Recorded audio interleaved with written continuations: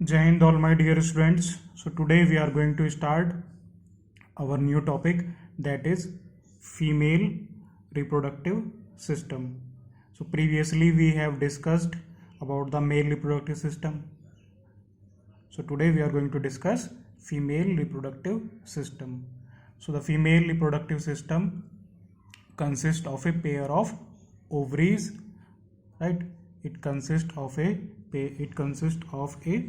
of ovaries and along with a pair of oviduct और fallopian tube, right. क्या होगा इसके साथ में? पेयर ऑफ ओविडक्ट और fallopian tube, uterus, cervix and the vagina, right. So जो फीमेल रिप्रोडक्टिव सिस्टम है उसके अंदर क्या है, क्या होगा include? It consist of a pair of ovaries, right. It consist of a pair of ovaries along with a pair of oviducts, fallopian tube, uterus, cervix and the vagina. Clear? Now they are telling external genitalia. It includes also external genitalia that is located in the pelvic region, right? External genitalia, pelvic region, right? कहाँ पर located है external genitalia? Pelvic region में, ठीक है. NCERT में बस ये word लिख दिया है एक्सटर्नल जेनिटेलिया. तो एक्सटर्नल जेनिटेलिया में कौन कौन से पार्ट आएंगे? मॉन्स प्यूबिस है, ठीक है. Mons pubis, labia majora, mons pubis, labia majora, clitoris, vaginal orifice, labia minora, ठीक है. ये किस में आएंगे? आपके external genitalia, right. External genitalia में कौन कौन से? Mons pubis, labia majora, clitoris, vaginal orifice और लेबिया माइनोरा. टुगेदर उसको क्या कहते हैं हम लोग? टुगेदर उसको क्या कहते हैं हम लोग? वल्वा. क्या कहते हैं उसको? Vulva. External genitalia.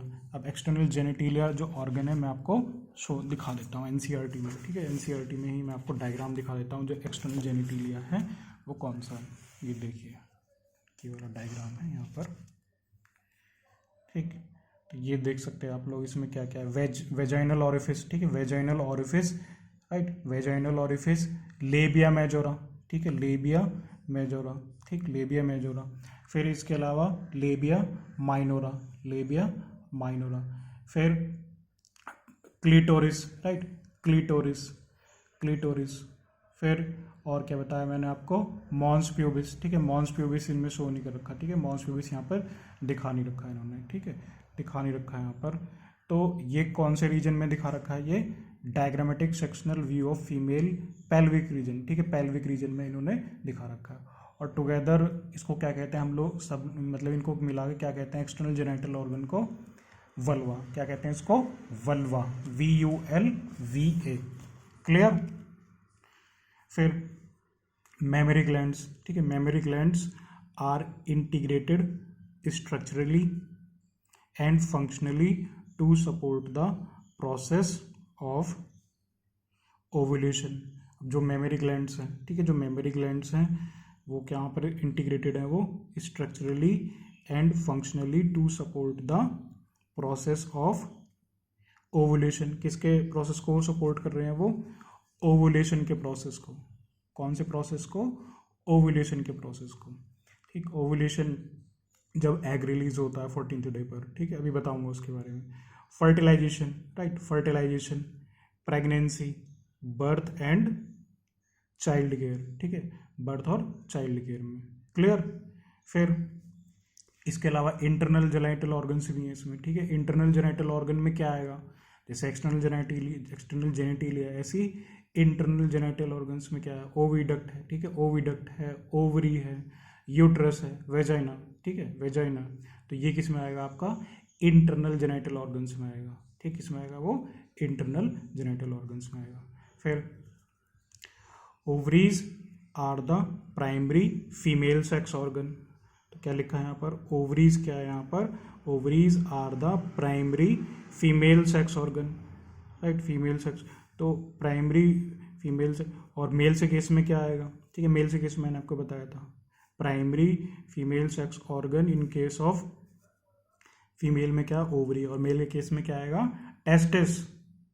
Clear, that produce the female ovum, क्या प्रोड्यूस करेगा वो ओवम को प्रोड्यूस करेगा, ठीक है, क्या किसको प्रोड्यूस करेगा वो ओवम को प्रोड्यूस करेगा, और एंड सेवरल स्टेरॉइड हार्मोन्स, ठीक है, और कौन से हार्मोन्स को प्रोड्यूस करेगा वो स्टेरॉइड हार्मोन्स को वो प्रोड्यूस करेगा। क्लियर हुआ। जो ओवरी है वो क्या है प्राइमरी फीमेल सेक्स ऑर्गन है, ठीक है, प्राइमरी मेल सेक्स ऑर्गन क्या है टेस्टिस है, ठीक है टेस्टिस, और क्या प्रोड्यूस कर रहा है वो फीमेल ओवम को प्रोड्यूस कर रहा है, ठीक है ना, फीमेल ओवम को वो प्रोड्यूस कर रहा है, और क्या कर रहा है वो स्टेरॉइड हार्मोन्स, ठीक है, ओवेरियन हार्मोन्स को भी वो प्रोड्यूस कर रहा है। क्लियर। फिर अब ओवरीज की लोकेशन, ठीक है ना, ओवरीज की क्या लोकेशन होगी, ठीक है, कहाँ पर वो लोकेटेड है, ठीक है, ovaries are located on each side of the lower abdomen, ठीक है, कहाँ पर है उसकी लोकेशन, ठीक है, ovaries are located on each side of the lower abdomen की तरफ, वो लोअर एब्डोमेन की तरफ उसकी लोकेशन होगी, ठीक है, लोअर एब्डोमेन की तरफ उसकी लोकेशन होगी। फिर जो ओवरी है, ovary is 2 to 4 centimetre in length, कितनी लेंथ होगी 2 से 4 सेंटीमीटर उसकी लेंथ होगी, ठीक, connected to the pelvic wall and uterus by ligaments, और वो किससे अटैच होगी वो लिगामेंट से जुड़ी होगी, ठीक है ना, किससे जुड़ी होगी वो लिगामेंट से वो जुड़ी होगी। क्लियर। तो ओवरी है, ठीक है, ओवरी क्या है यहाँ पर 2 से 4 सेंटीमीटर लेंथ की होगी, ठीक है, ओवरी क्या कितने लेंथ की है 2 to 4 सेंटीमीटर, और किससे कनेक्टेड है वो पेल्विक वॉल से और यूट्रस से, किसके द्वारा लिगामेंट के द्वारा, तो लिगामेंट इसको जोड़ के रखता है, ठीक है ना, किसको जोड़ के रखता है ओवरी को जोड़ के रखता है, ठीक है ना, समझ में आई बात। क्लियर हुआ। तो each ovary is covered by a thin epithelium, ठीक है, ओवरी के बाहर क्या होगा एक थिन एपिथेलियम होगा, ठीक है, थिन एपिथेलियम होगा विच एनक्लोजेस द ओवेरियन स्ट्रोमा, ठीक है, उसके किसको एनक्लोज करेगा वो ओवेरियन स्ट्रोमा को वो एनक्लोज करेगा, ठीक, कैसी एपिथेलियम है थिन एपिथेलियम है, और किसको एनक्लोज कर रहा है वो ओवेरियन स्ट्रोमा को वो एनक्लोज कर रहा है। एक बार मैं आपको उसका डायग्राम दिखा देता हूँ, फीमेल रिप्रोडक्टिव सिस्टम का डायग्राम दिखा देता हूँ। देखिए diagrammatic sectional view of the female reproductive system, ठीक है, ये देखिए इसमें ये वेजाइनल वाला पार्ट है, ये सर्विक्स वाला पार्ट है, ठीक है, सर्विक्स वाला पार्ट है, यहाँ पर ये सर्वाइकल कैनाल है, ठीक है, सर्वाइकल कैनाल है। फिर इसके अलावा ये देखिए ये है ओवरी, ठीक है, ये ओवरी है, ये यहाँ पे इन्होंने डायग्राम में नहीं दिखाया हुआ लिगामेंट के बारे में, पर एनसीईआरटी में लिखा हुआ है, ठीक है, क्या लिखा हुआ है ये कनेक्टेड है, ठीक है ना, किससे है वो लिगामेंट से, किससे जुड़ी हुई है वो लिगामेंट से, ठीक है, लिगामेंट से जुड़ी। फिर ये देख सकते हैं आप इसमें ये फैलोपियन ट्यूब है इसमें, ठीक है, फैलोपियन ट्यूब है यहाँ पर, तो ये इसका डायग्राम है। इसके अलावा जो बता रखा है इसमें each ovary is covered by a thin epithelium, क्या होगा इसके अंदर थिन एपिथेलियम में देखने को मिलेगा।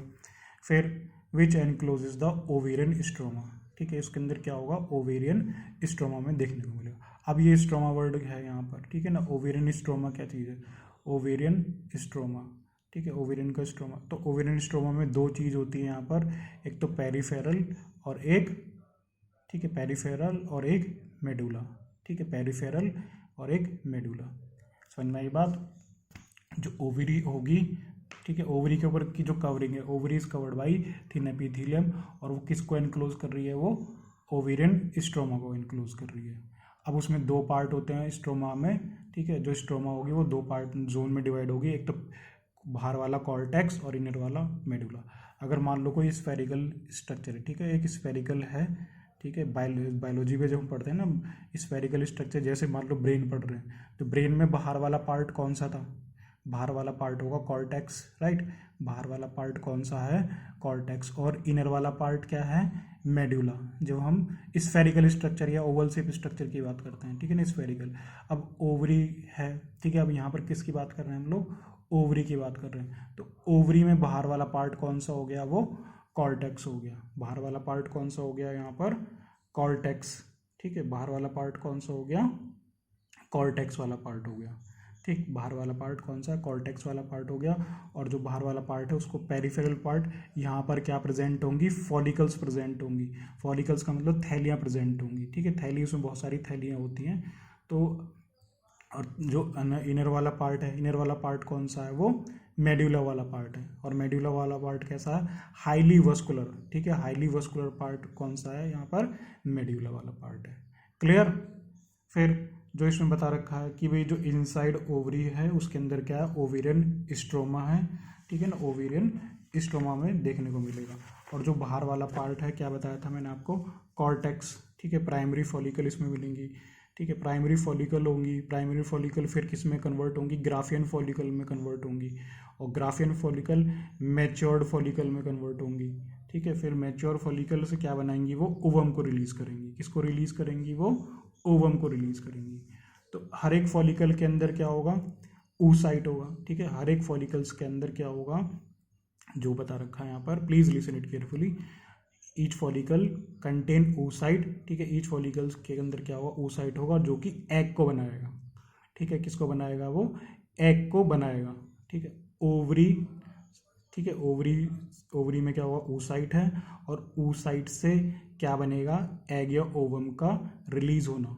ठीक है, ओवरी के अंदर क्या है, oocyte है। और oocyte से क्या होगा, oocyte से एग या ओवम को रिलीज होगा। ठीक है, एग या ओवम रिलीज होगा, उसको क्या कहते हैं हम लोग, ओवुलेशन कहते हैं। क्या कहते हैं उसको हम लोग, ओवुलेशन कहते हैं। ठीक है, क्या कहेंगे उसको, ओवुलेशन कहेंगे। और ओवुलेशन हम पढ़ेंगे, मेंस्ट्रुअल साइकिल में पढ़ेंगे। 14th डे पर ओवुलेशन होता है। हर एक ओवरी एवरी मंथ क्या करती है, एक एग को रिलीज करती है ऑल्टरनेटिवली। ठीक है, पहले मतलब एक बार लेफ्ट ओवरी से एक एग रिलीज हो गया, ऐसे फिर अगले मंथ राइट ओवरी से, तो ऑल्टरनेटिवली ये चलता रहता है।